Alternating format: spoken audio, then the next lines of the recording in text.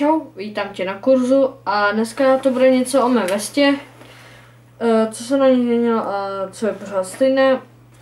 Změnilo se akorát to, že mám tady 2 sumky místo 3. Potom vysílačkové pouzdro mám vepředu. Nosím tu vysílačku. Tady je ten admin pouch, ve který tady mám rychloplničku, protože tu rychloplničku mám kvůli tomu, protože tady tyhle 2 zásobníky jsou tlačáky. A na ten admin pouch mám nášivku Spetsnaz.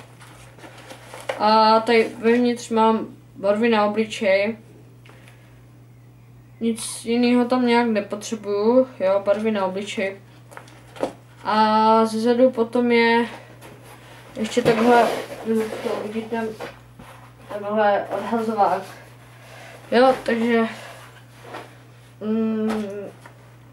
to je asi všechno, ještě asi to trochu potřel, takovým, prostě jsem to potřel, protože to mělo reflexní prvky to mělo a mělo to moc výrazný a prostě to bylo moc světlý, jako když jsem měl třeba žlutou bundu a já jsem to teda takhle přetřel a to jsou asi všechny změny, takže to by bylo všechno, já se s vámi loučím a čau.